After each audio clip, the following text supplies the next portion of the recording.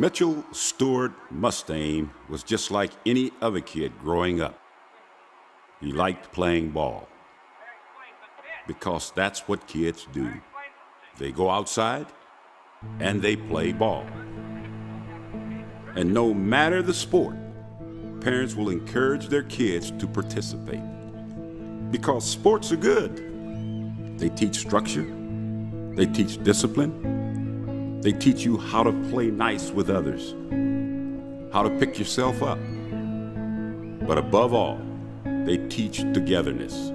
No one kid more important than the other. No I in team, and everyone gets a trophy.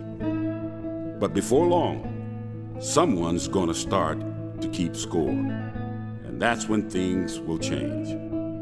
Certain kids will begin to outshine their teammates. They'll run faster, they'll jump higher, and they'll throw harder. And it will come naturally for them. That's the unfair part. And for those gifted ones, the ones that have that thing, they'll have the time of their life. Their hometowns will praise them. Young kids will ask them for autographs. Reporters will earn a living by chasing after them. Cheerleaders will flirt, and no one will tell them no. Their parents will take bragging rights. Retired men will discuss them over coffee, while has-been athletes will dismiss them over beer. Others will choose to mentor them, coach them, live through them from the sidelines. And these hometown heroes, they'll be left to try and make sense of it all.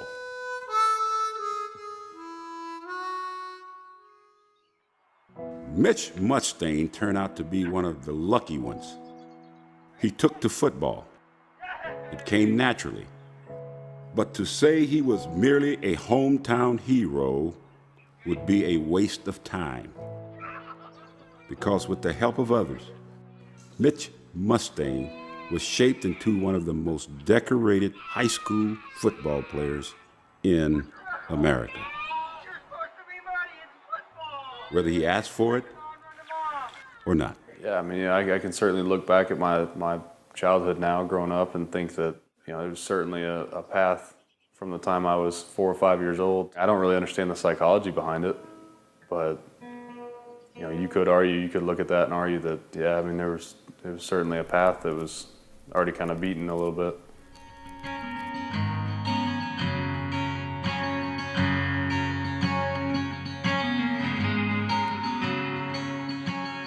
There was nothing really exceptional about my childhood in terms of sports training. I wasn't groomed to be a quarterback. It came easy. It just came kind of natural to me. The awards I didn't realize were even there. I didn't realize you could win the Gatorade Award, the Parade Award, things of that nature. And I think even then, when all that was happening, it wasn't really impressed upon me. I mean, again, I didn't really, I guess we'd say, seek it out, When I was 8 years old, I wanted to be in the military. I wanted to be a fighter pilot. I wanted to do adventurous things. To play quarterback in college was not my dream. This wasn't it. And it certainly begs the question of whether I missed something or whether I just went the completely wrong direction. But beyond all that, the decisions I made, the directions I went, were mine to make. Let's bring in one of our college football analysts, and that is Joe Schad. Joe, what can you tell us? My wife was asking me last night, who is Mitch Mustaine? And I said, well, he was the #1 quarterback in the nation. And he began his career as a college quarterback with 8 consecutive victories. And she said, okay, and then what happened? And I said, I don't know. It's hard to explain what happened. If this was just about Mitch Mustaine going out there and going 8-0 and getting benched and screwing up on the football field and transferring and screwing up off the field and not becoming, there's a million of those guys out there that were very promising and just didn't make it. But the intriguing part of it is that there was a whole lot more to the story than just Mitch Mustang not being successful on the football field. He wasn't named the National Player of the Year in high school for nothing. He had the ability to do just about anything on the football field with his arm, with his legs. There were very few things that he could not control. I mean, it's almost hard to believe that this went down. It's hard to explain why he never fulfilled all the promise that was in his right arm. Now, if you're not from Arkansas, you may not get what this story meant. But no matter where you're from or where you're at, we all like heroes. And by all accounts, it seemed we had it. You know, I guess you could say it really didn't, I don't think, start to show until probably 8th grade. Somebody else may have a different recollection of it. You know, coaches that I had, I couldn't say. That was the first time in my life that I was the quarterback full time, and so that, you know, I think that's why I think of it that way. You know, where I kind of came about. So how old would I have been? 13. You know, that's when things kind of took off. Mitchell Mustang, number 7, quarterback. Up to 1.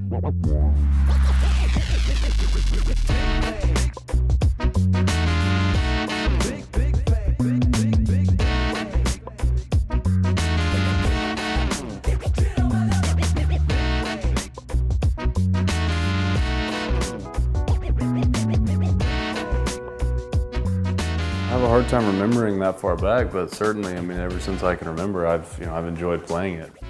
I don't think I didn't have any formal instruction in football until prior to my junior year in high school.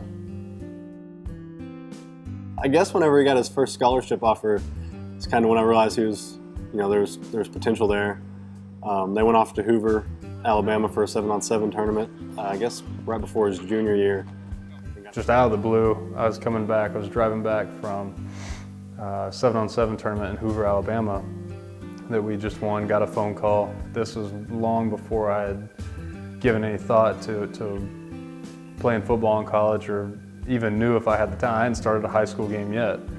And then right after that's when things kind of started picking up as far as, you know, letters coming in, scholarship offers, different coaches and schools calling. It got really crazy really quick after that. I just come back. I'd been working news for a while. Came back, got back into sports. I think it was before I'd even gone over to the school that I had someone within the office tell me, you know, they've got this kid coming up who's the real deal. And that was the first time I heard the name Mitch Mustang. I can remember just hearing about it and then seeing it some more. Probably for me, it was his junior year.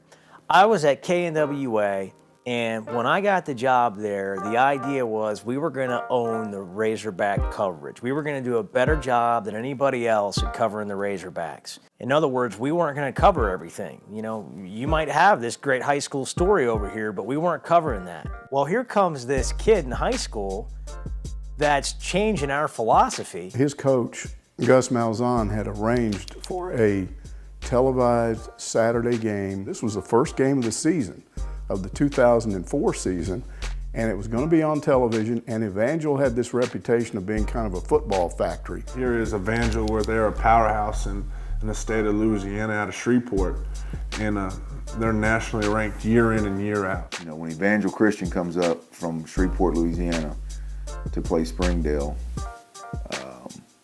you know, you're on the map. I actually came back and watched the game. I went and watched them play. The iconic high school coach Gus Malzahn and the much anticipated debut of the junior Mitch Mustang. If you're wondering about this young man, he's already been offered a scholarship before he ever played it down on the varsity level. Offered a scholarship by Razorback head coach Houston Nutt. Coach Houston Nutt at the University of Arkansas, right down the road. Houston Nutt told me one time when we were talking about Mitch Mustang, I'd asked him something about it. He said Mitch Mustang would be the best quarterback on our campus right now. Everybody knew it. And there was a lot of hype about this. And I didn't know Mitch from squat. He didn't play the year before. I didn't pay any attention to junior. I've never gone to junior high games. And I didn't go to the game. I watched it on television. The offense is clicking behind the junior Mitch Mustang. A young man who spent his last 2 years playing on the freshman and sophomore teams, learning the Malzahn system, leading them both to undefeated seasons. Mustaine on the keeper. It's a foot race. And a foot race he will win. Touchdown. 67 yards on the touchdown run by Mitch Mustaine. It was easy to believe at that point. It was easy to understand what the hype was all about. What a way to debut. He's going to have a 300-yard day and rush for nearly 100 yards, 67 big ones there. Take a look at Mitch Mustaine. His second rushing touchdown. And there, going up top, finds the open man. He throws for a couple and rushes for a couple. Gus Malzahn couldn't have dreamed Mitch would have a debut like he did today. And it looks more and more like this Springdale 5 is legit. So it was a big deal for us. It was my first start. And, ended up, we had a really good game against them and went on and won, I believe it was 12 straight. And then had to play Little Rock Central in Little Rock. First play of the second quarter of that game, I broke my arm. Was out for that, missed the rest of that game, we lost. And that was it for that season. So even with a fractured right arm, Mitchell's future would be focused upon. I found it amazing just how much interest on what was going on with him and his rehabilitation. Was he going to be able to play again? What was his future? And there was a lot of talk in the off season, and he had surgery that he might not be the same. Would he be okay? How would that plate in his arm, how would those screws react? Could he grip the ball? I mean, there's all kinds of different questions. I broke my arm, I believe it was November 26th.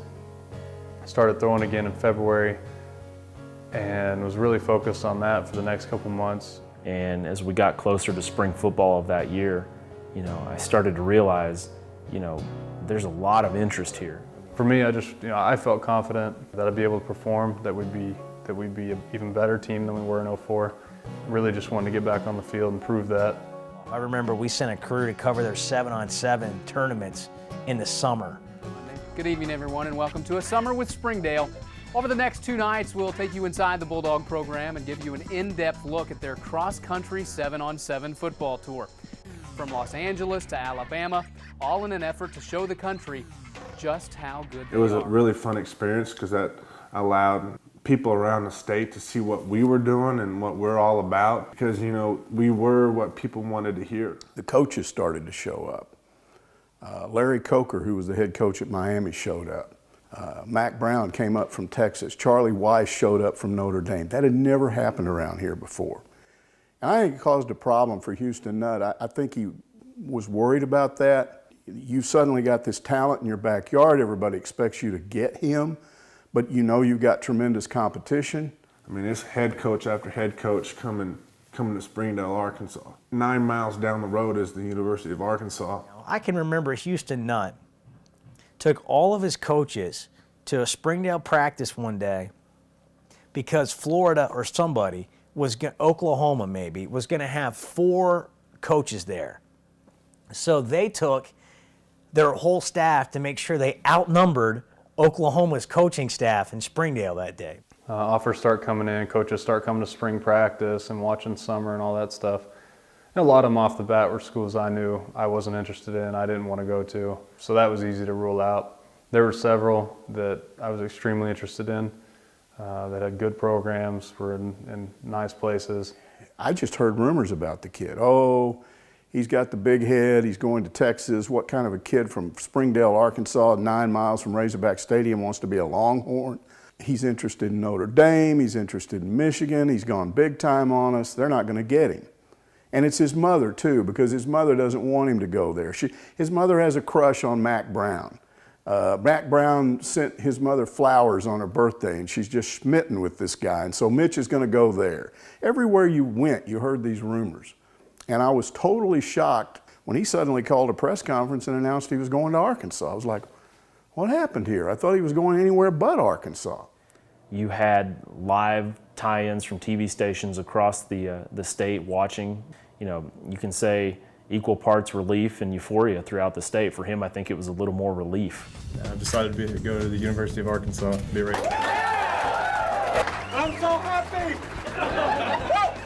And with those few words, Mitchell Mustain became the prodigal son of Arkansas.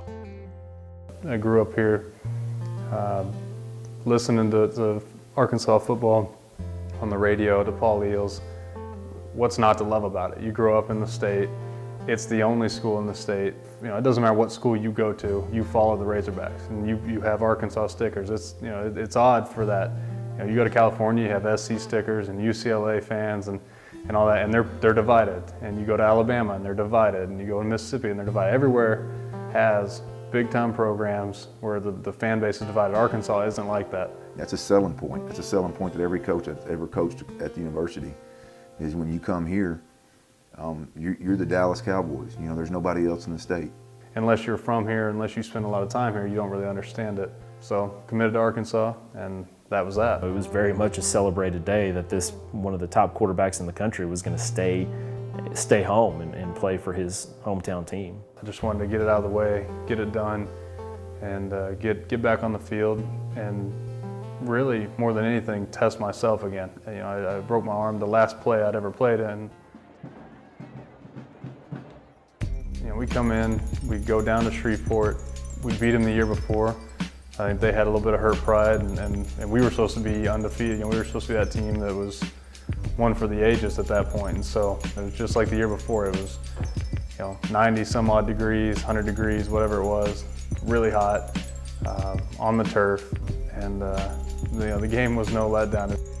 You know, there was nothing stellar, but for me it was a big game because it was the game where, you know, I'd been tackled, I'd done quarterback draws and got a few yards, got hit. Okay, my arm's fine, my head's fine, let's go play and let's win.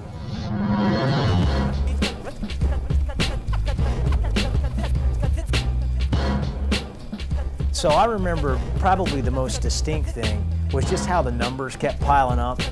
And then you know who Gus Malzahn is, you know the success that he's had in high school, and it was really just sort of a phenomenon. One of those things where on a Friday night, everybody goes and watches their high school play, but if you didn't have a particular high school, and maybe even if you did, you'd sneak over to Springdale and you'd watch a quarter or half, or this Damian Williams guy, or Mitch Mustain. You know, it was just too easy. You know, our mindset going into it, each game was, how fast can we get to the mercy rule? You know, is it halftime or is it in the middle of the second quarter? How fast can we get this game over with? It was just an entertainment factor for 2 years in Arkansas.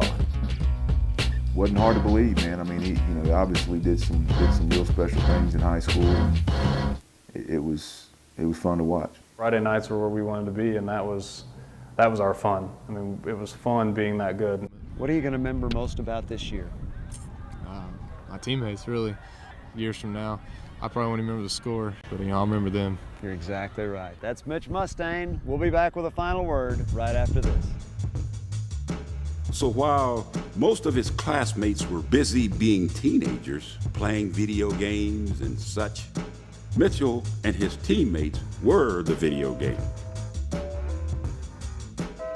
And while his classmates were busy reading paperback novels, Mitchell and his teammates were having books written about them. I thought, you know, okay, it'll be a neat little coffee table type book about a high school football team. Let's face it, this is a team that, you know, had 35,000 people at their state championship game. They had attention, unprecedented attention for a high school football team in this state. I had no idea what I was getting into. And as for Mitchell himself, his senior season would be capped off with an award tour. I, Jury M. Van Hoos, Mayor of the City of Springdale, Arkansas, do hereby declare Tuesday, December 6, 2005 as Mitch Mustain Day. It's a dang day dedicated to him at Springdale. I've never seen anything like it. It's Mitch, Mitch, Mitch, Mitch. A disclaimer before our next story. You're about to hear more Mitch Mustain hype. The incoming freshman quarterback made a trip to Hollywood last week to attend the ESPYs that aired tonight after being nominated for National Athlete of the Year. All these awards are built up. I hadn't seen the guy change. I hadn't seen his demeanor change, and that's what I love as a quarterback. He's not a big-headed person. He's not a high-ego guy. I love that about him, and I think he's very teammate-oriented. I love that, and to me, that's an unselfishness. That's a giving heart. He has all those qualities to make a great quarterback. lot of people say Mitch Mustain this, Mitch Mustain that, but it doesn't get old. You give credit when credit's due. But while there was plenty cause for celebration, there were ultimately complications. Malzahn called me in, I believe it was the day of our championship game. We were in Little Rock in the hotel. He called me to his room and just said, hey, I want to let you know that Roy Whitkey, the quarterback coach, they let him go. Okay, I forgot about it. We went and played the game, had an awesome night. After that, you know, I'm thinking if I'm a head coach and I fire a quarterback coach and he's dealing with one of our recruits, I'd probably make a phone call or have somebody make a phone call. And that's not to say that I expected to be informed of every decision or being a prima donna about it. It's just, I already have some pretty big doubts.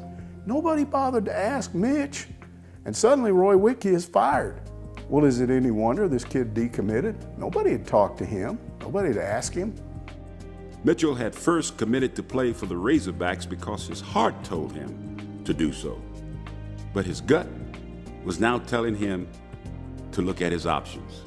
I called Houston, met with them in person, told them, hey, I don't know who I'm going to be working with, and to be honest, I have options that I'm going to explore again because there's still 2 months at that point, and I felt it was best for me to move on. I knew it was a big deal because of how highly rated he was. I mean, everyone knew the number of awards he won.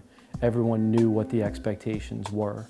This is a kid who was rated higher than Tim Tebow coming out of high school. This is a kid who went to the All-American game in San Antonio. He's down there with Tebow. He was the one the national media was following. To think that Mustain was considered the more accurate passer, the better pro prospect, the more ready-to-play quarterback really tells you just how high the expectations were. Tonight on Countdown to Signing Day, they're two of the highest-rated quarterbacks in the country who could compete against each other in years to come. But only one can be named first-team All-South. Who will it be? I really tried not to focus on the rankings. At that point, just kind of got back into the recruiting swing. Had the Army game coming up. The landscape had changed a little bit in terms of where everybody else had gone. Some of the other big-name quarterbacks, they'd all kind of settled themselves. There was just a lot going on at that point. I think most people, wasn't really mad or upset. I was just kind of wondering what was going on, what was in my head. Admittedly, I didn't pay much attention to it, and I don't think it would have helped me to do that. So many coaches and so many athletes will tell you, I don't read the newspaper, I don't read blogs, I don't listen to sports talk radio. Okay, most of the time they're lying. The drama got ridiculous. Mitch Mustain had the misfortune of coming along right about the time message boards got big in Arkansas. He himself signed on to this board, and he would get in arguments with people about himself. Some guy comes on there and says, I have it on good authority that Mitch is going to Notre Dame. And then Mitch would get on there with this fake name and say, I have it on good authority that Mitch Mustain hadn't decided what he's going to do. I mean, this is a kid that took my phone number and put it on Facebook as his phone number. And I was getting phone calls from people in the middle of the night. Come to Arkansas, Mitch, you're the best. This is on my phone. And he's just playing a prank on me.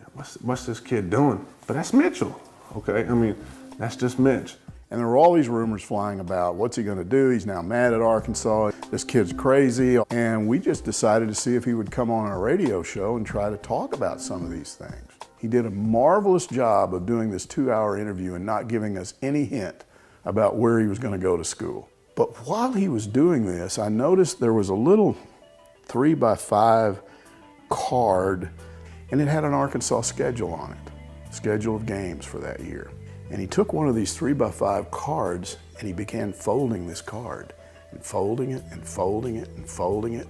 And then toward the end of the first hour, I saw him tearing this card into little pieces, and they were all the same size. It was one of those moments where you feel like you just scratched the surface of finding out what a person's really like. If Mitchell had doubts, it was up to the University of Arkansas to erase them. It was so important for Nutt to keep Mustain in state, whether or not he believed that he was going to be a first-team All-American quarterback or not. But he needed to make a charge at him. He needed to get Mitch. That's just the bottom line. The 04 and 05 seasons, his junior and senior year, Arkansas football was horrible. Back-to-back losing seasons under Houston Nutt. Now people are watching, even though it's in high school, this Malzahn guy and these flashy players that are really talented doing really entertaining things that, oh, by the way, you can win with. And so with it being so close to Arkansas, the Fayetteville campus, you know, you just start having these conversations that are taking place with boosters and people that have influence in the program and graduates. And then, of course, here comes the big argument, you know, can a high school coach in Malzahn really help this team? I think everybody that knows anything about football is you're a little bit skeptical about whether a high school system is going to work at the college level, in particular the SEC. People saw hope in that Springdale 5 for something they didn't have, which was a passing attack to go along with these great running backs. You know, Arkansas could run for 1 billion yards in a game, but they couldn't pick up a big third down when they had to have it. The combination of the Razorbacks not being very good, the offense being pretty conservative, and this really attractive thing that met the needs of those first two I mentioned, right up here at Springdale, not far from the Arkansas campus, seemed like it just had to happen. On the surface, it seemed like a great idea. I mean, here's this guy who obviously is on the cutting edge of offensive football. Arkansas needs to improve its offense. It needs a quarterback. Why not bring him and his explosive wide receiver friend and his, you know, standout tight end along with him? So some folks got together and came up with a plan.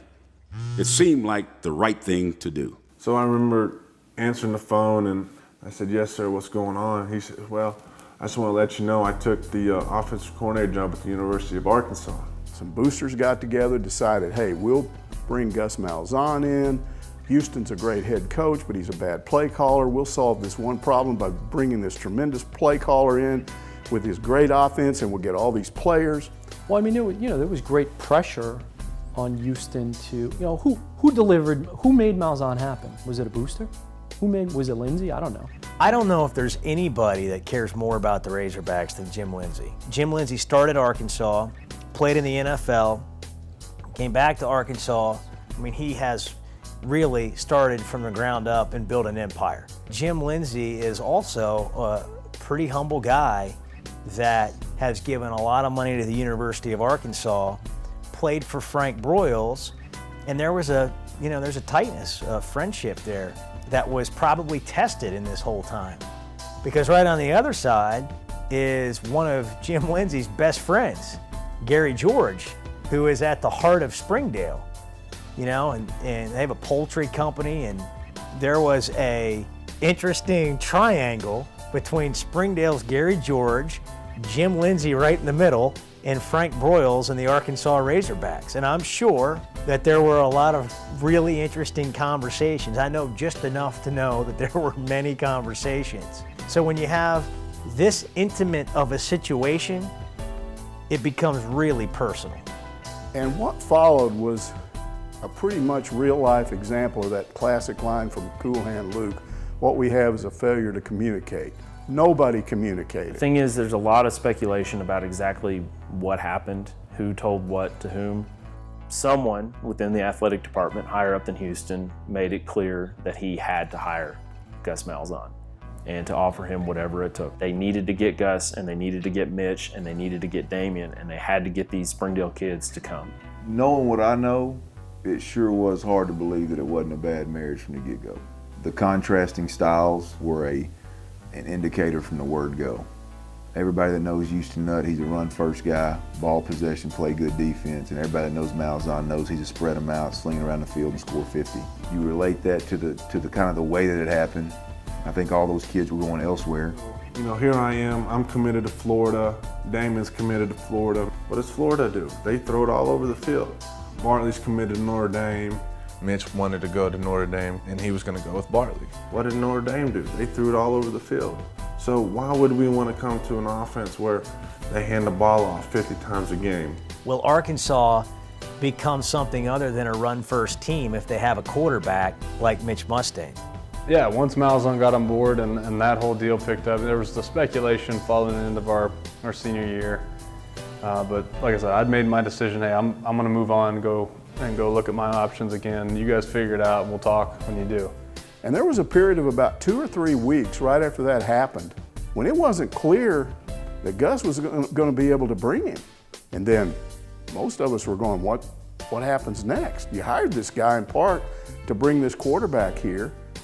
What if he doesn't come? What do you do now? I don't remember when we all kind of made that decision we were all going to go to the University of Arkansas. I told you I have a bad memory at this shit. I wipe it out. He is Mitch Mustain. He joins us now on the U, and I'm going to ignore the fact that your name is awesome and just move on. Initially, Mitch, you committed to Arkansas. Then you wanted to look at other options, then recommitted to Arkansas. What was different from your first commitment to this final one?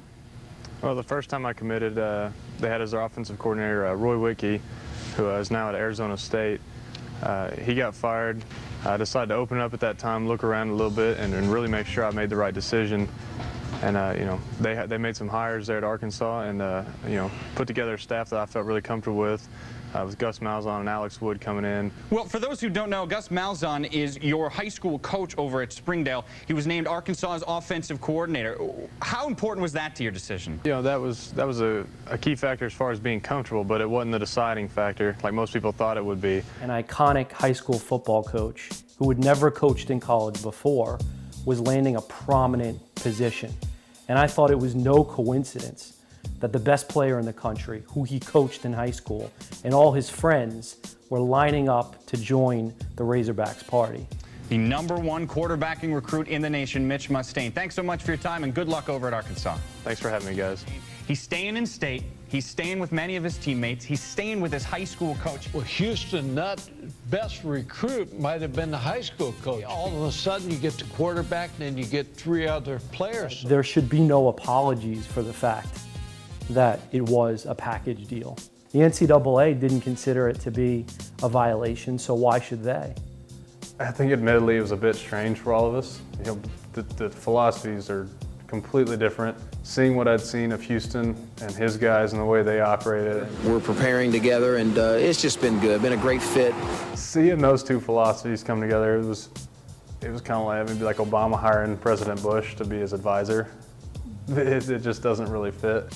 I think I'd be lying to you if I told you at that point, you know, you didn't go, what in the hell is going on? And you really hope as a fan at that point, and as a former player, as alumni, you hope it works out. You know, we had a lot of reassurances from a lot of people, a lot of guys that have a lot of pull, that, hey, we're going to make sure that this is what we get to, that we get to Malzahn's type style. Our head coach is there. He's the offensive coordinator. You know, we can play in the spread offense like we wanted to. Looking back on it, I mean, there were things said that I knew and I felt and I knew really honestly that, you know, these assurances couldn't be kept and they couldn't be made in any real sense. But you know, all the pieces were put together, everybody put on their face, kind of told us what we needed to hear, what we wanted to hear, and so we thought, okay, it's perfect. I remember when I visited with the Springdale Five and Gus Malzahn for the first time in Fayetteville. One of the things that all the players told me was that they didn't just consider Malzahn their coach. They considered him a father figure. They considered him a spiritual leader. On and off the field, he was a big inspiration in all of our lives. Spiritually, you know, he led a good example. You know, they attended the same church. You know, they portrayed themselves as a group who didn't just study football together, they also prayed together, which to me was very telling. I think locked in there somewhere is this whole business of his dad not being around and doesn't have this father figure.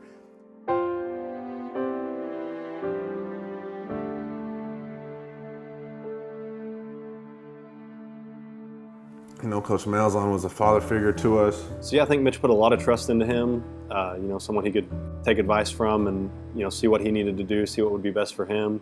We were set at the University of Arkansas. We're going to have an offense that we're familiar with. We're all going to get to play together at a school that we'd all like to play at. You know, there was one big holdup, and that was the staff that was already there. That was the only holdup we had and the only reservation. So this pacified a lot of that, and we thought, all right, we can get this done. We can live with this, and we made the decision. We committed. I mean, the rest is kind of history from there. It's a classic example of people that don't know football getting involved influencing an athletic director who then says, hey, we need to do this. Houston Nutt deserves some blame in this too, because he never stood up and said, I don't want to do this. What's so amazing is nobody really believed in the situation. Nutt didn't believe it was going to really work. The kids didn't really believe it was going to work. The parents didn't really believe it was going to work. It's like the worst moment in life is when we know we shouldn't do something and somebody convinces us to do it and we go, I knew I shouldn't have done that. You told me to do that. Malzahn had to have his doubts coming in about really calling his own offense. I've been talking to the families of the Springdale Five leading up to them coming to Arkansas. They didn't really believe that Houston Nutt would ever change.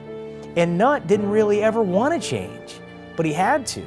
I think what was going through Houston Nutt's mind is our philosophies, our theories, our approaches to offense aren't the same, but I'll find a way to make this work because it's worth it. And so he had to do some things to save his job. Malzahn had an opportunity to coach for the Razorbacks, and probably part of him felt like he could kind of help this situation too. But I think everybody went against their own convictions of whether this was really going to work. And there was just this immense pressure to make it happen. And so it did. What we've got here is failure to communicate. So with a plan in place, Mitchell again followed his heart. He stayed home. He and his teammates would be Arkansas Razorbacks. We graduated on a Saturday, moved into the dorm on Sunday, and started class on Monday. And so that was how we started college. I wish I was living in one of the nice football movies, but I can't really honestly say that I was. Maybe some of the other guys were, and good for them, but you know, my focus was on the fact that I didn't want to look like an idiot and look like a fool if I got to play in a game. Less than 2 weeks before the start of fall camp, and that's when it's put up or shut up time. The hype, the excitement level, it's returned despite back-to-back losing seasons. Do you feel like with what's happening, it's been re-energized? I do. I think we need to be cautious a little bit because, you know, there's a lot of good things are being said right now, and it wasn't too long ago, wasn't too many good things being said. I think there was a lot of hesitation. If you listen to the talk radio shows or the newspaper or anything at that time, made it seem like Arkansas had never won a football game. And now that Malzahn was coming and they got us guys to come, that all of a sudden we're going to win the SEC and this, that, and the other. And I could understand how that rubs people wrong. It's pretty insulting if you've been playing for 3, 4, 5 years at this point. You're working your butt off, and all of a sudden everybody's just focused on these new guys that are 18 years old. It's interesting, we haven't heard a lot about the incoming class. They've kind of been low-key over the summer. How much does it help them to kind of be out of the spotlight? You know, I think it's good. I know a lot of you guys probably don't like that, but I think it's good that we just don't put so much attention on those guys right now. They're going to have enough. We got some momentum, and it's been great. Had a very good recruiting class, and this is a big step for them. From Friday night to Saturday night, big step. You know, a lot of the junior, senior, the older class, the upper class guys, they've been there for a while, you know, had played for Nutt for a long time, certainly had their loyalties. Okay, we understand why the attitudes are what they are, and there's not a whole lot we can do to change that. You know, I can't change the fact that they hired Malzahn as the offensive coordinator, but it is what it is, and everybody on that team to that point had made the decision that was best for them. Upperclassmen, underclassmen, didn't matter. Coaches, they're all there because that's the decision they made for whatever reason. You know, with the new guys coming in and try to get organized as far as giving your guys the best chance of being successful, you know, during the game, you know, you've got to be very organized in practice. And so, you know, we feel good about where we're at, but it's all about getting to the field and proving it. You know, there's been a lot of talk and all that, things look good and all that, but our players and coaches are ready to get to the field and see what happens. And then, you know, you throw in trying to get ready for USC also. The verdict's in, and Robert Johnson got the nod when offensive coordinator Gus Malzahn told the team, an announcement that the team applauded and Houston Nutt endorsed. We're going to name Robert Johnson our starting quarterback, and I tell you what, Robert has improved, and boy, we want everybody to get behind him. So Johnson's going to take the first snap against Southern Cal, something he's earned in the offseason and deserves a lot of credit for. Clearly, he's not the fan favorite and had to overcome not only last year's woes, but the hype of Mitch Mustain. Mitch Mustain is an excellent quarterback, and for a freshman, he's done a lot of good things. I agreed with it, to be honest. I thought he was our best option. The year before at SC had been a blowout. They'd lost a lot of their guys. Reggie and Matt were gone. So There's a lot of excitement that this may be our chance. I think in the back of our heads, we all knew that SC, they just reload. We knew we had our work cut out for us, and so we get in the game. It ends up being a rout. Kind of dashed our hopes a little bit, and as far as I was concerned, the game was over. That was it. Before I know it, I get the call to start warming up, and probably about as nervous as I'd been as I can ever remember being. At this point, I forget how many minutes were left in the game, but get in the game, I don't remember even what plays we called. It just kind of went back to habit. And there is the freshman quarterback, the player of the year. Gatorade USA today just had remarkable numbers at Springdale, Arkansas High School right down the road. And the crowd was very welcoming for this local hero. I remember having to roll out to my left, and Lawrence Jackson knocking me down. I mean, that was kind of an eye-opener. And he completes his first pass, and they roar like he just threw a 70-yard touchdown pass, right? Well, this is what he's used to doing, the hurry-up, two-minute type offense. They're in that mode completely right now, and this is what he did every game, all game at Springdale last year. And then I threw a long pass to Damian. Everything just got supercharged. I mean, that was about the most energy I've ever felt in a game in my life. Mustaine, who looks very comfortable, throws a strike to Williams, his teammate in high school last year, and a 42-yard strike. And you are witnessing the beginning of what could be the Mitch Mustaine era at Arkansas. And then ran the quarterback sneak in the end zone. Really didn't even know what to do with myself. And now the quarterback will take it himself. Well, how impressive was that? Obviously I didn't take the time to stop and soak it all up and take it all in for what it was, but every time someone asks about it or that film pops up, it kind of takes me back a little bit and makes me kind of want that time back. And there's always that thought, if I knew then what I know now. And he looked extraordinarily at ease. Yeah. Well, it's his system. He's more comfortable in this offense than Robert Johnson. And with that, Mitch Mustaine was a hero. The hero we had hoped for. The first game against USC was a deal breaker for Houston. I think that game was one where you get embarrassed at home, new system, all the great players. Is this really all worth it? Breaking news, we're going to go right to Houston Nutt at a late afternoon press conference in which he announced that freshman Mitch Mustaine will now be the starting quarterback. We're going to go with Mitch right now, get him ready, and Casey be right there behind him. At this particular time, I just feel like we need to make this move. He was now a public figure, whether he asked for it or not. When you're the Razorback quarterback, it's as big as any political position out there, as any CEO out there. That's when it kind of soaks in to really what you're doing and what you're in the middle of and the magnitude of it all. There's no better position and there's no worse position. And the problem is, for a young man, people compare you to the governor or the head coach to the governor. Well, those two guys are adults. You're not. Even some of the most experienced politicians or powerful guys in the country can't handle that. And they've got a lot of handlers around them to try to clean it up. But you're talking about, a freshman dealing with all of the stuff, the ups and downs of what it means to be the most popular person in your state. It's a lot of pressure. I mean, it really is. It's a lot of pressure, but it's one of those things where you got to take the good with the bad and the bad with the good. At the end of the day, it's what makes a place special, but for a lot of people, it can bury you as well. Everything from that point on just got accelerated.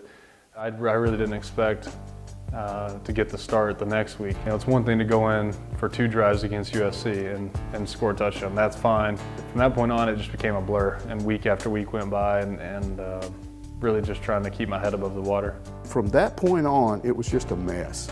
Once that season started, and in particular, once Mitch Mustaine started the second game of the year, 2 factions of supporters started going at each other. People who supported Houston Nutt and people who supported Gus Malzahn. There was resentment in that locker room toward Malzahn and his boys, as they were referred to. You have a freshman class, a very heralded freshman class, on magazine covers. talked about on radio. And then you have a group of guys there who are very much committed to Houston Nutt.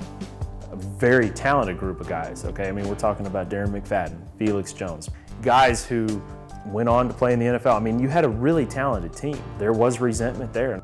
There was definitely a split.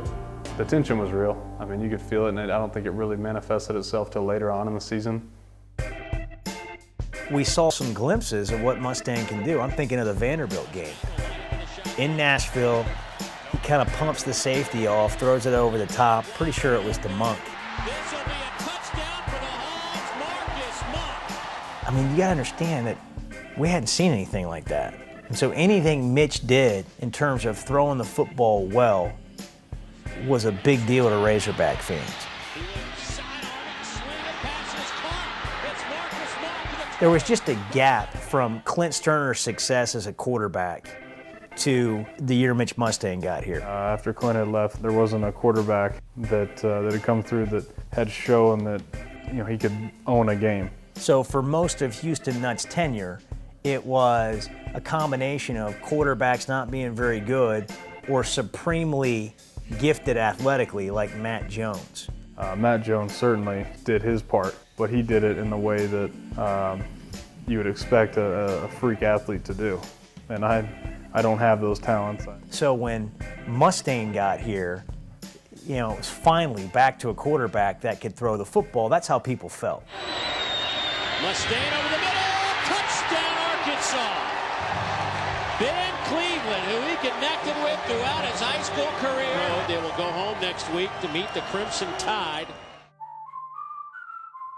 That was a game in which Mitch threw 4 or 5 interceptions. He didn't look very good. Alabama could have won the game. They missed a field goal to win it. Went into overtime. One play left, and that's the play where he threw the ball between 2 defenders to Ben Cleveland and won the game with that touchdown pass. And if you've ever seen it, it had to be perfect. Rush 3 and drop 8. In the corner. It's caught. Touchdown. Springdale, freshman to Springdale. Mustaine is 3-0 as a starter. But it was interesting. Mitch never got credit for that. He was 3 of 6 with 3 interceptions until that last TD pass. By that point, this whole thing was so controversial. People had picked sides. You're either on Gus's side or on Houston Nutt's side.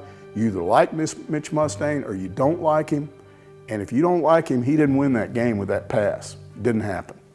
The game is over, the field is clear, the stadium is empty, and I get a phone call from my producer. My producer says, "Who can you get for us? We're live on the air, we want a guest." I said, "How about Mitch Mustaine?" So I give Mitch the phone, and I'm sort of standing there watching this with Gus Malzahn off to the side with his wife. They're all beaming. And I'm thinking to myself, this is the first of many Mitch Mustaine ESPN interviews. And I'm thinking now that was probably Mitch Mustaine's last ESPN interview. So, you've got a starter. They're winning games. Maybe he doesn't look great every week, but he does have his moments. He goes on the road at Auburn. Auburn was ranked, I think, in the top 5 at that time. And yet, he just didn't feel like that people were accepting this guy and what he was doing. I knew what I was looking at. I've been around long enough to know freshmen don't usually do that. Matthew Stafford was starting at Georgia and he was struggling too. I knew we had the supporting cast with McFadden, Felix, Peyton, Marcus Monk, all our guys on offense.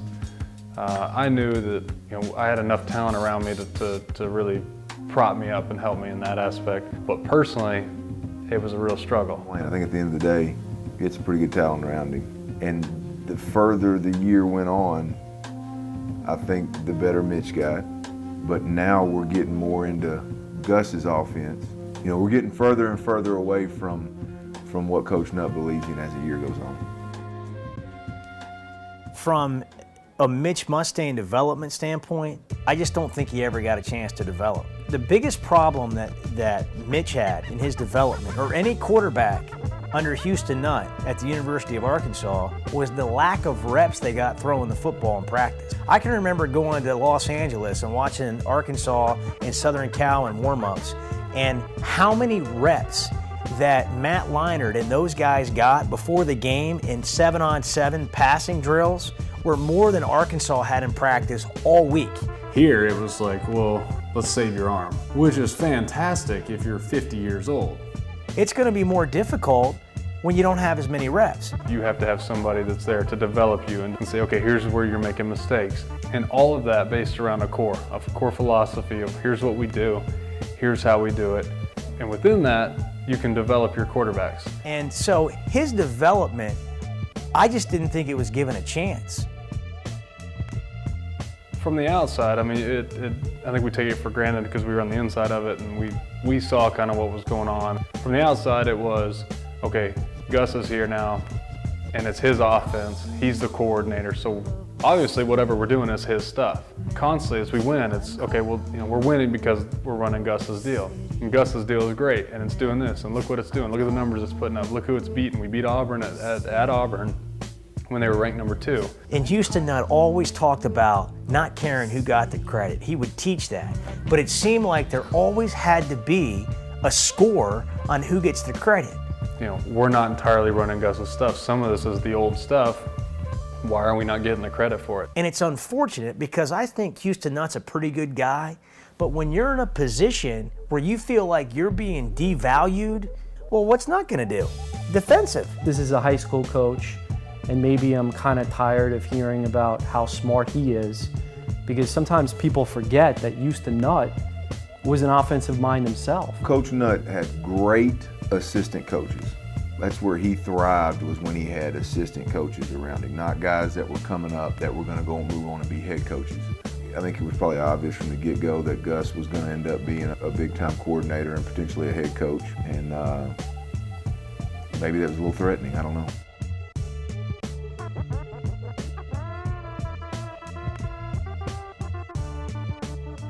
If Mitch succeeded, Gus succeeded. And I think Houston Nutt had a plan to try to figure out a way to either neutralize him, get him away from the offensive coordinator's position, or get him to leave entirely. And I think he had that plan because he felt threatened. Yeah, I think there was certainly a lot of resentment, a lot of ill will between the parties at that point. And only compounded, I think, in late October, about the time South Carolina came up, that the book came out that Kurt Voigt wrote about the Springdale team.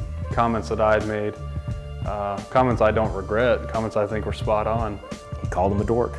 He was frustrated, and so we actually talked. How can he handle this the best? And kind of the idea we came up with was beat him to the point. You know, go and apologize in advance. Go to him, explain myself, so that we could move past that, and so that we could get on with that. And that was in October. So hey, I was in high school, I said these things, I'm sorry, I was a kid, and Houston told him, no problem, I understand it, it's not a problem at all, water under the bridge.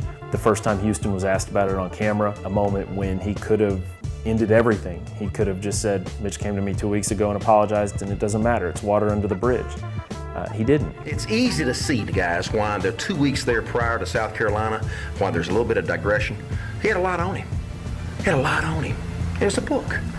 Here's a book, he's worried about it. When he did that, when he hung him out to dry like that, you know, it just opened the floodgates for people who already harbored resentment toward Mitch, toward Gus, toward this group. By this point, we're a week before the South Carolina game, and I remember South Carolina, we were doing a walkthrough and they had some different schemes as far as blitzing, and Mitch wasn't able to pick up this certain read, and coach kept getting frustrated with him.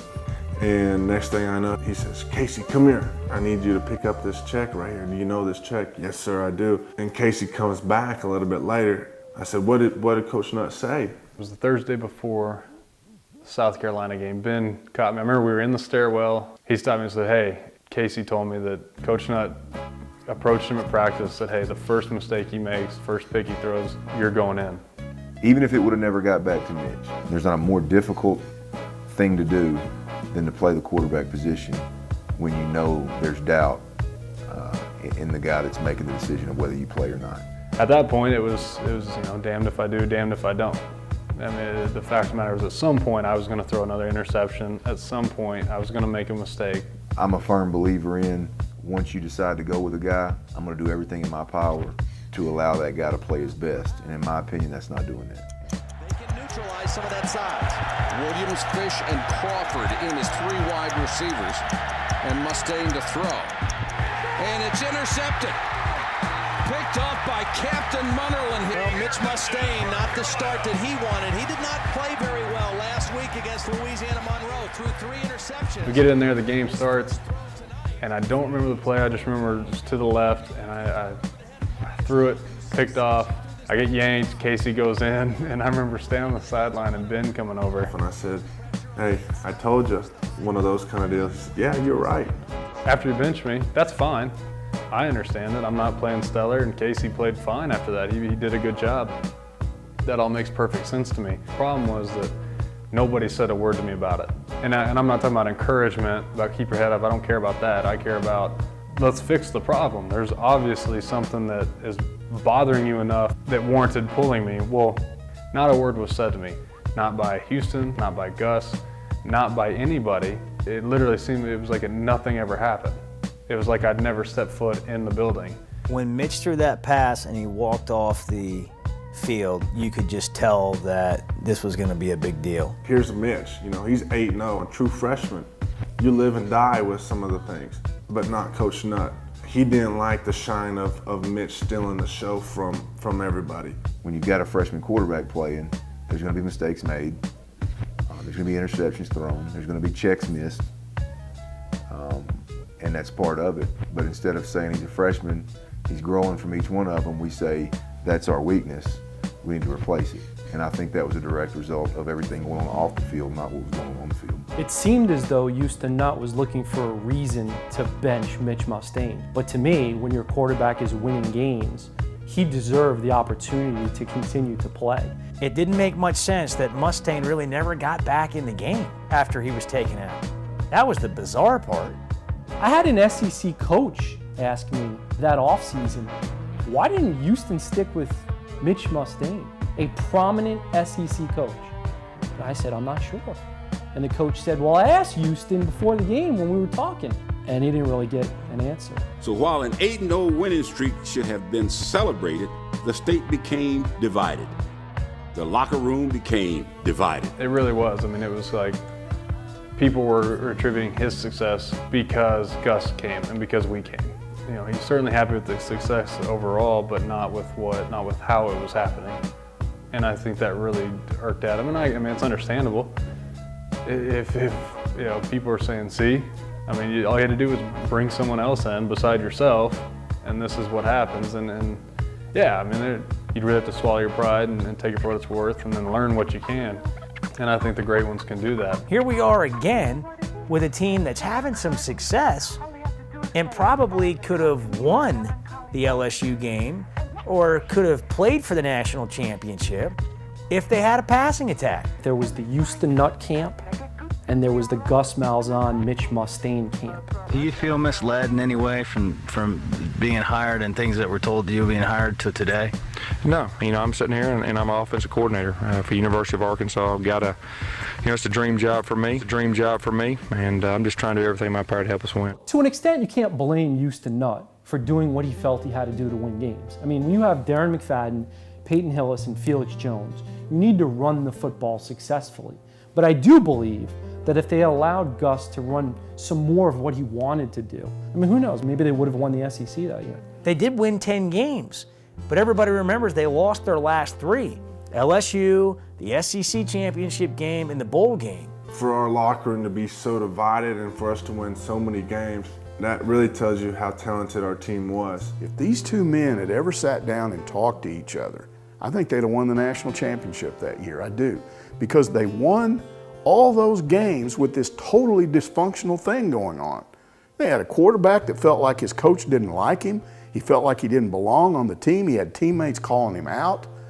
You know, he had booster friends of the head coach sending him obscene emails. I mean, Mitch Mustaine threw his share of interceptions, but to be called out as the interception king, which I think one person wrote to him, was just a joke. I mean, that person, whoever it is, he or she should be ashamed of themselves. I think where it eventually took Houston Nutt down, he had a booster that was friends with his family who was so upset by all this stuff and so convinced that Mitch Mustaine was a part of this, his mother was a part of it. All these people from Springdale were a part of a group of people attacking her friend, Houston Nutt, the head coach, that she took it upon herself to start writing emails about this and trying to warn people of the horrible dangers that were taking place. The fact that Mitch Mustain, received hate emails, to me, was completely uncalled for. It basically disparages him. It's somewhat obscene. To send that to a college kid in his dorm room, he's going to come in one day and check his emails and see this stuff from somebody he doesn't know, but somebody he will eventually find out is not only a booster, but a close friend of Houston Nutt. What do you think your reaction would be? You have all this drama going on. They still won 10 games. What happens if there's none of that? Big news tonight in the Reservation with freshman wide receiver Damian Williams leaving the team. Yes. Now, this all started with a private meeting last week between parents of former Springdale players and athletic director Frank Broyles. That meeting became public this week and created a whirlwind of controversy. The parents in that meeting wanted to know where the Hog football program was headed and if their sons would be better suited somewhere else. We do, however, have some clarity on a situation. Houston Nutt, Gus Malzahn, Ben Cleveland, Mitch Mustain all say they're here to stay and are getting along just fine. I had a good meeting with Mitch. Earlier in the week. And he apologized to me. He wants to be here. He wants to be a Razorback, and I accept that 100%. Coach Nutt also said that there's no animosity at all between him and Gus Malzahn. In fact, he said, please ask Gus Malzahn about it following practice. As far as me and Houston, I mean, he hired me, and I consider him a friend, and we've had a good working relationship.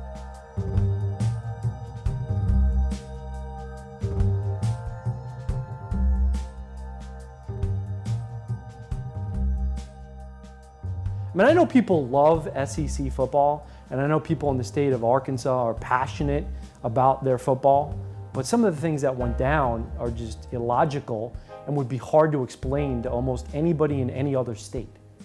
Only in Arkansas. Woo, pig, suey. The day he left, I talked to Mitch, and his exact quote to me was, "Who am I going to trust now?" They had a relationship in high school that was father-son type relationship, then I'm mad as hell. With the writing on the wall, it seemed clear to Mitchell that Arkansas would not be where he finished his career. I remember reporting that Mitch was transferring. I remember reporting that Mitch was transferring to USC. I remember reporting that Gus Malzahn took the Tulsa job. I knew Malzahn was going to be successful wherever he went, and I knew he was going to do well at Tulsa, but the worst thing you can do, you break up with someone, is remain close to him. And I just really wanted to get out, and I wanted to go somewhere else and do something else. And I knew this was my opportunity to get that done and to go somewhere else and to just live a life apart from it. There's no doubt in my mind that Mitch Mustain would have put up big numbers if he had followed his high school coach one more time. He did it for Fayetteville, Arkansas, but I don't think Mitch Mustain had it in him to go play football in Tulsa, Oklahoma.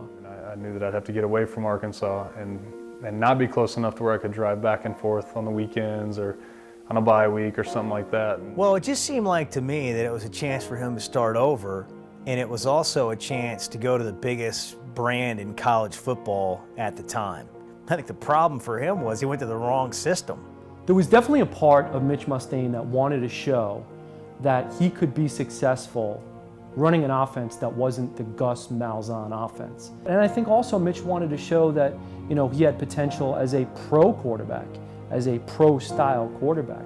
Having the experience I'd had the previous 6 months, 7 months, thinking, okay, I've seen the middle of the road. I don't want to transfer to another average team. I don't want to play just to be out there. I want to play and I want to get better. And I knew I was going to find, there are very few programs in the country that would be able to do that, and USC was one of them. To be honest, that was pretty well it for me. He wanted to play in the NFL, and what better school at that point to prepare to play quarterback in the NFL than under Pete Carroll? And it probably was appealing, to go out to Hollywood. Get away from the fishbowl and go to something so big that, people aren't even going to mess with you. They're not even going to bother with you. There's no doubt that Mitch Mustain, felt that he fit right into that LA lifestyle. Music, movies, weather, Hollywood, women. I mean, you know, it was interesting to me. Here's this kid from Arkansas who so easily slipped into the LA lifestyle. While it was very appealing, at the end of the day, I think it was far enough away that he didn't have to worry about all the drama following. So nice, man. I'm staying here. I think Mitch was a lost person. You know, he got caught up in the high life of LA. You know, overall, I'd categorize it as a very good experience. Certainly frustrating a lot of times. You know, starts off with my 08 competition with Mark. There's argument made that we went head-to-head in that. He played extremely well. You know, I honestly couldn't say with any certainty I would have played any better. You know, then we go on and Matt comes in, extremely talented, extremely mature for his age at the time when he came in. I mean, there's no doubt he'd been trained very well. He knew what he was doing. He understood what was expected and what he was going to face. And so, you know, from there it was pretty well set and knew where I was going to be on that. So that part was frustrating. And then there was a lot of time in between that. You know, dealing with a lot of things. There was a long period where I was really just over the game. It's just hard to understand, you know, and I would make calls out to the West Coast, you know, what's up with Mitch Mustaine? You know, these other guys are hurt. How's he doing with his reps? And they would say, well, not much. They say, you know, for some reason he's never really grasped the offense. Real fast one, V. Go again there, Mitch. Slow down. I mean, I remember speaking to Lane Kiffin about the quarterback competition, and you know, I remember Lane Kiffin saying that Mitch was having a hard time grasping things, and I definitely got the feeling that you know, focus was part of it. So you keep that hip open so you see what's going on.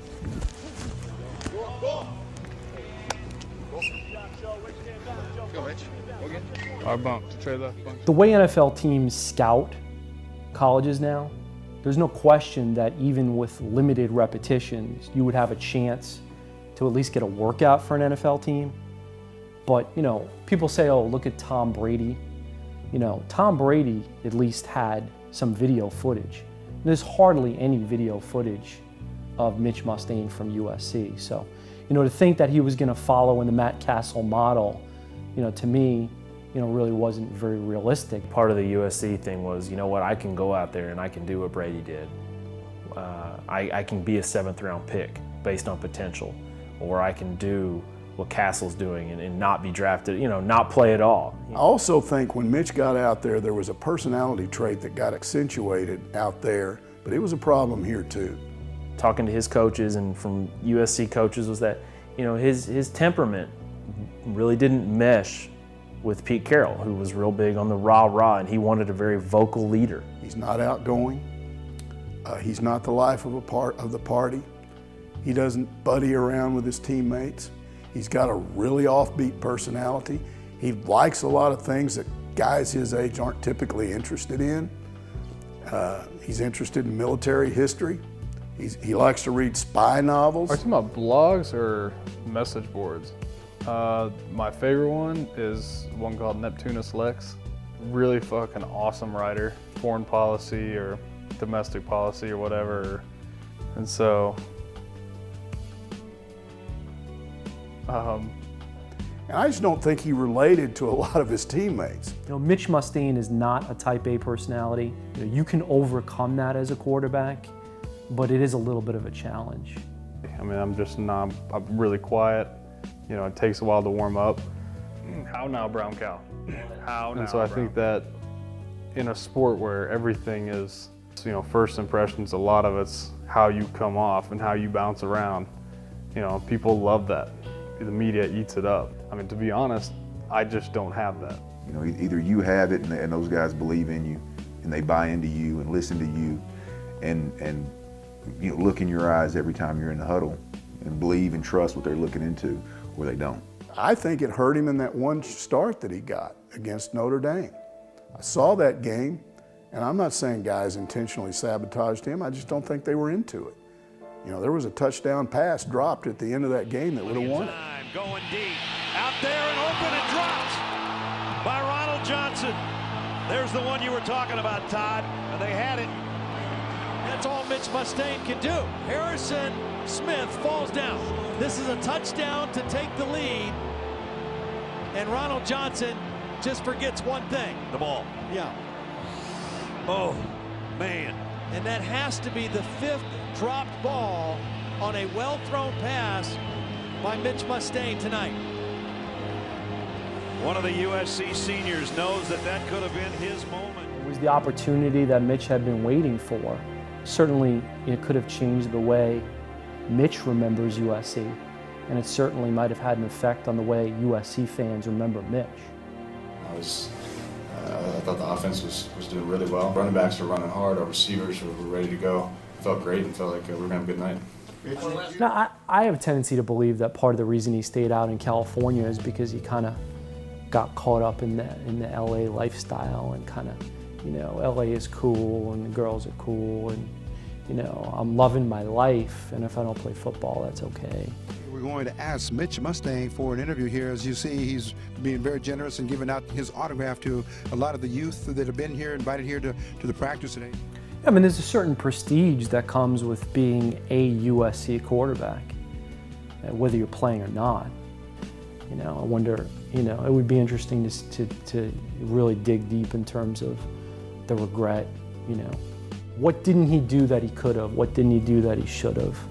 I look at Mitch and I say to myself, he was star-crossed the whole way. And then this whole selling of his ADD medication online, where in the world did that come from? I've always been kind of a thrill seeker, and not always the right thrill, I guess. But you know, I hit a point in the summer of '08 where I really began to struggle with just basic schoolwork, and not understanding it. I understood it, but I hit a wall.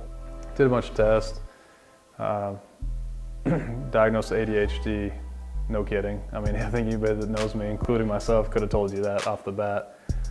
It's just a parent talking to him. I mean, he'll just drift off and be thinking about something else and then snap back to it, you know, 5 minutes later. Is it raining?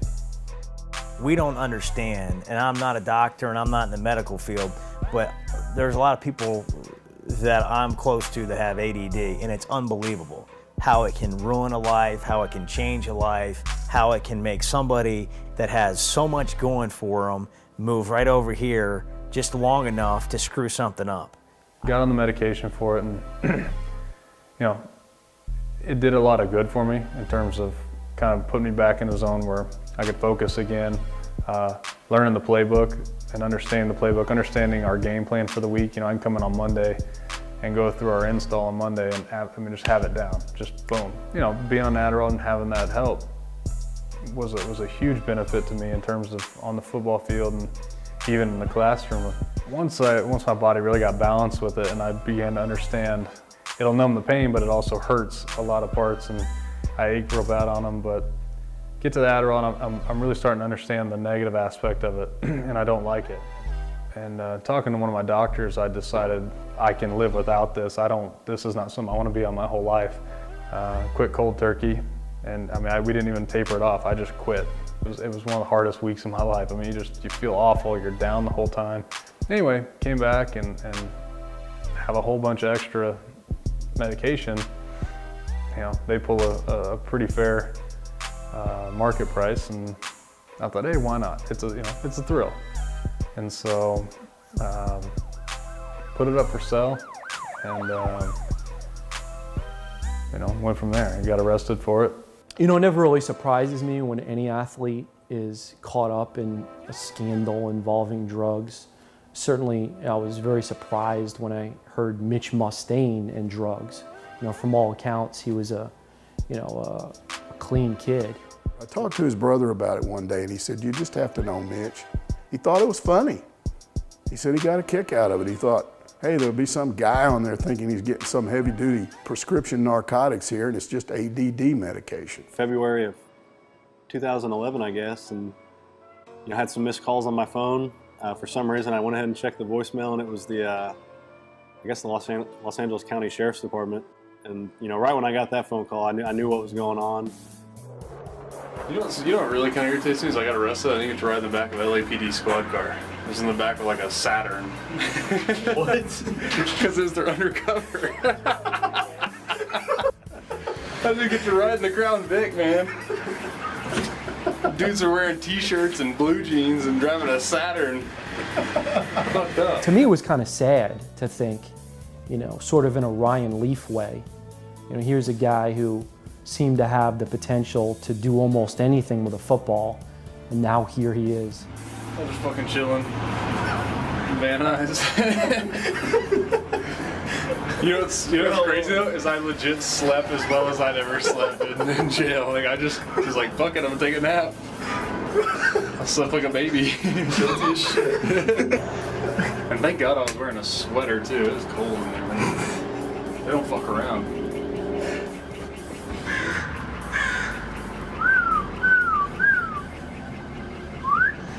It wasn't a proud moment at all. It really woke him up, I think, as far as, I'm not invincible. I think it hurt him a lot, but I think what it really did was it gave ammunition to those people who all along said, there's something majorly wrong with him. Obviously you were in the news in the off-season for reasons that you're probably not super thrilled about. I don't know what you can say about that at this point. I'm not gonna say anything. I mean, I'll talk to the teams about it. It cost me big, not in terms of the hit to your reputation, the hit to my career to that point. I didn't have a lot of plays to base on, but I still had enough to where, I was going to get some looks and get an opportunity. And I think that really killed a lot of it. I mean, do you regret that it happened? Yeah, sure. Well, I wouldn't, but nothing we can do about that, so moving forward. It ruined any chance he had at the NFL. I think they looked at that and thought, this guy's got a loose screw. You combine that with all the other drama at Arkansas, and it's real easy to believe he's this guy that was created by everybody. It's unfortunate, but that's the way it is. I understand it, and if somebody's going to put a lot of money into you and invest a lot of money into your talents, it's not a very sound investment. If your investment's out there and you feel like he's going to be a risk, I understand that sentiment. So, how do you feel coming into the draft? What are you Good. looking at? I didn't expect to go too high. What kind of feedback you get from teams? Nothing at this point, really. Nothing strong. We'll see what happens. Unfortunately, not much happened.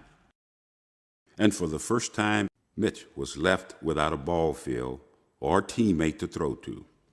He went from a commodity to a liability.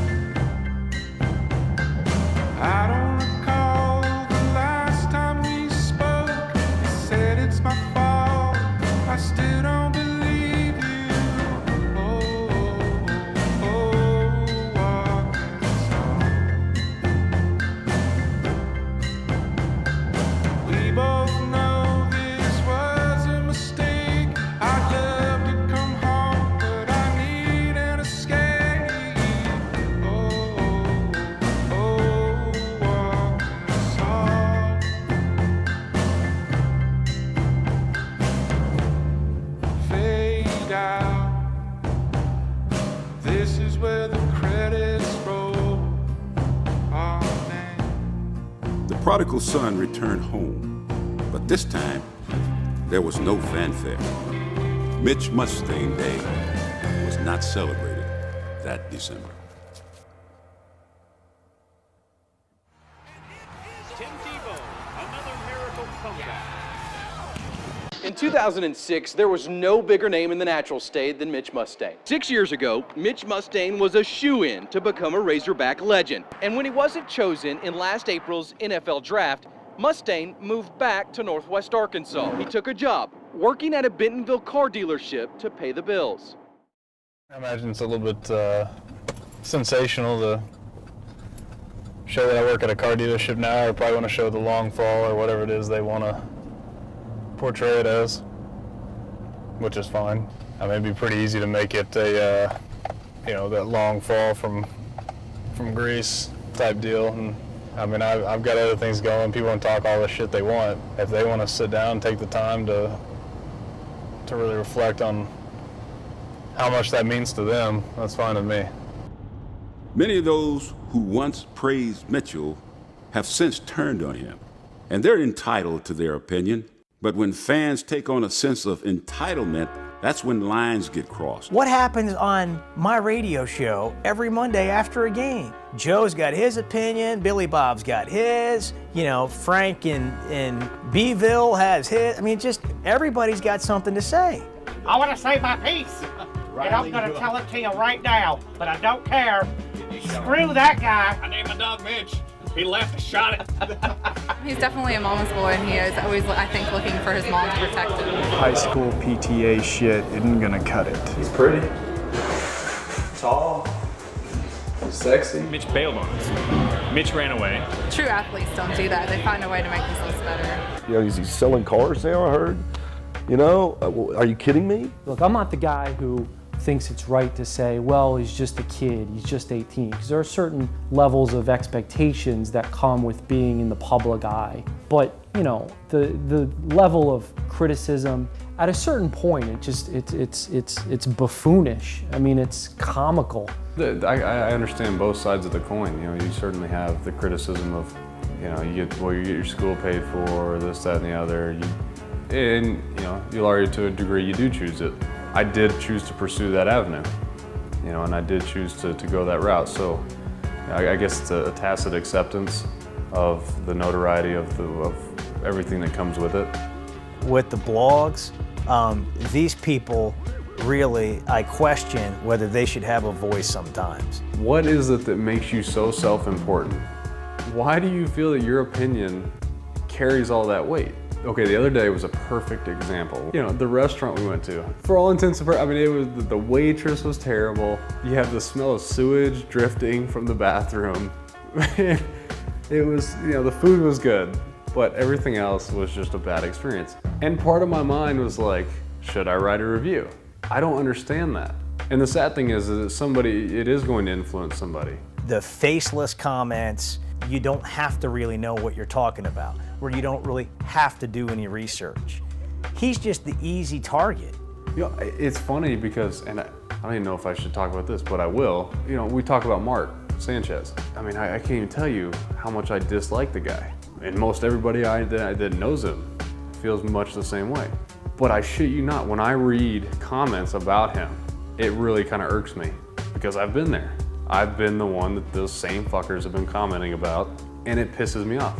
People look at him and they see somebody that's selfish. Well, look in the mirror. So you want to rip this kid? He was a kid. When it comes to Mitch Mustain, any perceived confidence or arrogance is more based on the human insecurity and uncertainty that we all possess. There's no attempt of understanding. It's just ignorance. It's human nature. People are dicks. That's just the way some people are.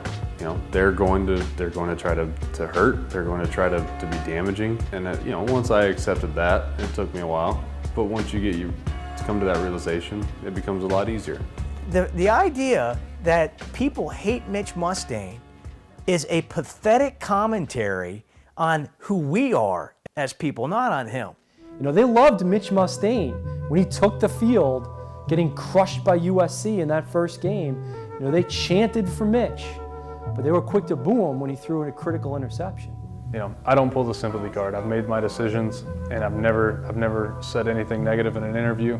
I've never asked for any sympathy from anybody. Mitch Mustain should have been and should still be a hero in the state of Arkansas. He did what everyone wanted him to do. He stayed in the state of Arkansas and tried to do the right thing, and yet it still seems like it wasn't enough. 3, 2, 1. Hello, the X. You boys got this Mitch Mustain thing all wrong, Oh, we have it all wrong. Okay, tell us what we have wrong. I think this is Mitch Mustain. Yeah. Colin. Yeah. So what is he doing now? Shooting guns in the woods. Is that what he's doing? That's what I like to do. Selling cars and... This Mitch Mustain feller, I don't know, man. I just don't get why you wouldn't just be a Razorback through and through.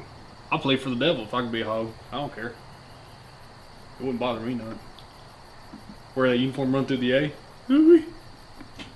Love to give me some of that. If you tell yourself that something isn't that big a deal, then it won't be that big of a letdown if it doesn't happen. And if you tell yourself that something's not that big of a deal after the fact, then really you're limiting the depression you might otherwise have. There was a time where it really was just a mess for me, and I was really struggling with some things, and one of those deals I just had to get some help and see, and just kind of hash it all out and really do some reflection on it. You know, I feel like there was a lot of demons to exercise and get out there. It's one of those things that's hard to talk about, but it is helpful. You know, I think a lot of people are ashamed of it, and I understand that. With Mitch, he may have had a period of time where he was swept into being the athlete, and that it kind of took a life of its own, perhaps. And what about being an athlete was fun? Was any of it fun? You know, did he like throwing? Did he like being with the guys? Did he like the ritual of it? You know, did he like the structure of it? And to see if he can see beyond what that particular identity or persona was. It was just 1 week ago. Mitch Mustain had a tryout for a pro baseball team. He didn't think much about it. In fact, Mitch was still planning on playing arena football this spring. I loved playing in high school and didn't get to play. I've always kind of had the itch to get back into baseball. And so, he's prepping to possibly pitch professionally. I mean, it's those things I've wanted to get back into baseball, and I've had the resources and the time to do it right now. And so, you know, it's a good time. I figured I'll do it until they tell me they don't want me around and they kick me out. That'll be that, but I'd hate to be sitting around thinking about it later on. So, you know, as a person, I just wish that he could do away with this identity of being whatever people have him pegged as. It's sad because I think he probably still carries this as his identity. You know, most of us aren't ever going to have to do that. I mean, I don't have to carry around my identity from when I was 18. It does define a bit of who I am. Baseball was a wonderful opportunity for me for several reasons. To get out of it, to go do something else, and to be able to reshape the identity. I guess what I would think was just rehab the identity a little bit. You know, I chose to do it because I've always wondered if I could still do it. I just didn't enjoy being in the game. It was static, and really for the first time had, you know, this itch to be moving again. He attended 2 colleges, was drafted by the Chicago White Sox, applied to the Marines, played professional football in Canada, and worked at a car dealership. That's a lot of living for a 25-year-old named Mitch Mustain. I think he's still wanting to play in the NFL. I think he still has this idea that, hey, if I go out there and do great things in the Arena League, I can still become a Warner and I can still go into the NFL. There'll come a day where, you know, I think I'll know that the time's up on it pretty soon, probably. You know, and I'll know whether I'm going to have a legitimate shot or not. You know, there's always those flyers. Kurt Warner, he was a lot older than I am when he made it. So I mean, if you want to go on and try these things, you know, and give a baseball shot and all that, that's fine. But I think a lot of us, we get lost in an excuse in our life and we just kind of hang out there. I don't know. My life 20 years from now may have nothing to do with sports. You know, it may have nothing to do with military or anything like that. I may be walking the Himalayas somewhere barefoot. I don't know. You know, I think there were times where Mitch didn't really know, you know, who he was and where he wanted to be, and you know what his passion was and how he was going to get to where he wanted to be. Like many people, wanted to give you what you were looking for. Got the feeling that, you know, he wanted to help you be happy. There is some. I feel I have something to prove to myself, to everybody. When it comes down to it, this story's not really a big deal. A can't-miss kid turns into a bust all the time. It happens, but this should have been different. I blame the adults. I would never blame the kids. I do think they were put in an impossible situation. Houston Nutt, there couldn't have been a worse personality managing this situation. I think Houston Nutt puts Mitch Mustain and Gus Malzahn in the same box, and he put them in a box and he put it on a shelf, and I think he'd like to leave it there. You know, I think we started in the box. What little recourse we had, if you exercise it, gets splashed all over, you know, ESPN with whatever narrative they want to put on it. You know, you don't leave somebody to hang in the public eye and that be it, because you let that speak.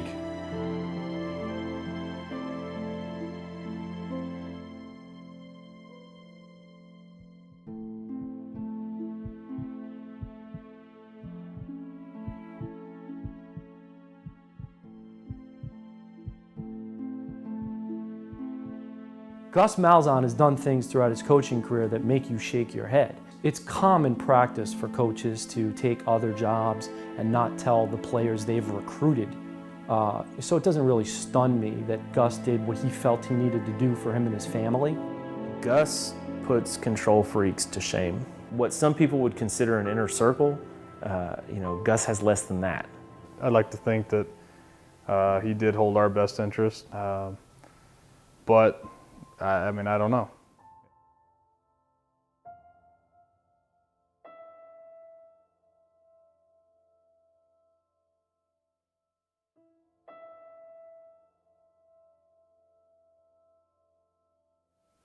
When it all began with bringing everybody from Springdale here, I think you set a standard of you're going to let outside beings at least weigh in on your decision of how your program's going to be ran. I'm aware of dozens and dozens and dozens of examples of Little League parents. It was very easy to convince people that that was what was going on with this woman, Beck Campbell, and her son, Mitch Mustang. And I had that view at one time because I didn't know him. You know, people have this conception that she's just some crazy psycho woman that demands things for her children and, wants everything handed to them. But, if you look, it was only that 7-month period of time, from the start of the season through January, I guess, that people were, saying she did stuff like that. She doesn't have a track record, in high school going up there and, demanding things from Gus. She doesn't have any record after that, when Mitch went out to USC. She was never knocking on Pete Carroll's door or, Lane Kiffin's door demanding that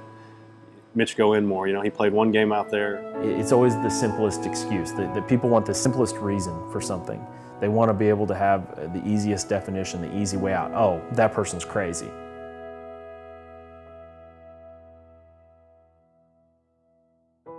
In the end, we all had a hand in the identity theft of Mitch Mustang. And now that the dust has settled, the only thing that divides us is whether or not we own up to it. I like to have the individual think about what they've been in the past, even before they became an athlete. What did they used to like to do for fun? What were their aspirations? What were their dreams? Who are their heroes? In their wildest dreams, if money were no object, if family were no object, what would they want to do? Yeah, I mean, I remember reading that article about Matt Barkley, and that was the moment it all kind of came together. And I realized this wasn't it. They talk about when he was, 8? And, makes a video for his grandmother's birthday and talking about how he's going to be the quarterback at USC and this, that, and the other. And, it hit really for the first time a point that we'd sort of tapped on before, but I hadn't really felt or believed. And that was the fact that, it wasn't my dream. And, for all the times I've been wondering, what am I missing? Why do I not feel as invested in this? Or why do I feel like I'm missing something here? That was the moment it all kind of came together. I really started kind of rewinding through my life and wondering if perhaps I missed the turn, where I really was meant to be. And that's, again, I think it's impossible to say. I don't think humans in general, but certainly I know I don't myself. I don't have the insight I don't have the wisdom to say yes or no definitively that I'm in the wrong place. And I hesitate to say that. When Mitchell signed up to first play football, he was signing up for a relationship that would end bad. The game will always outlive the athlete. And for Mitchell, some habits die hard. Perhaps it's an addiction. Or perhaps it's just hope.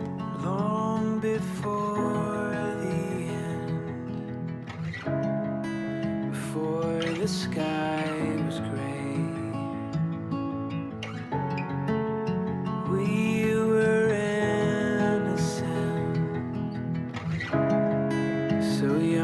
so strong and brave. The world had just begun. We were the kings and queens, but autumn took the sun, and with it summer's dream. And I try forgetting, but it won't let me go. And time moves slow for wandering souls, but our fathers never cared to show where tomorrow goes.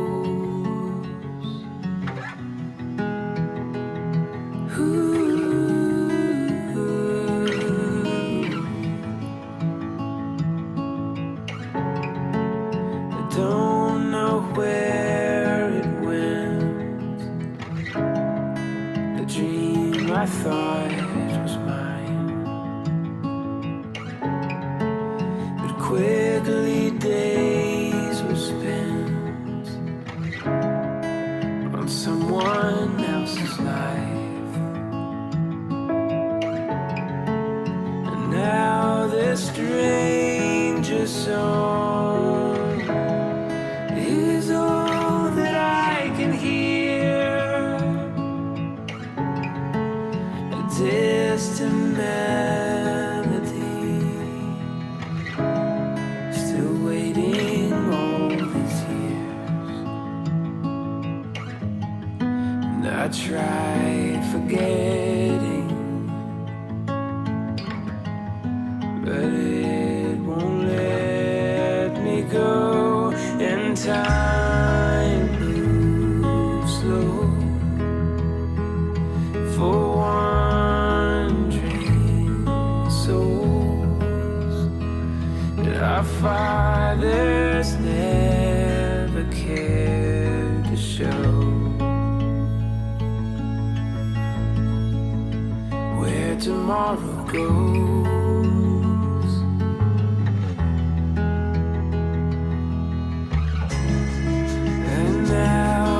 Start to see behind the stories told to me,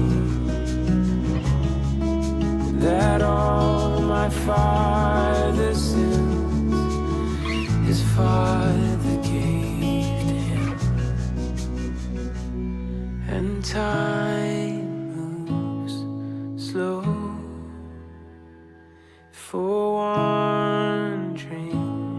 souls, but the one thing we will never know is this: time moves slow for wandering souls.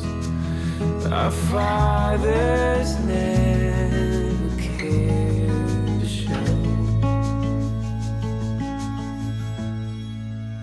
where tomorrow goes.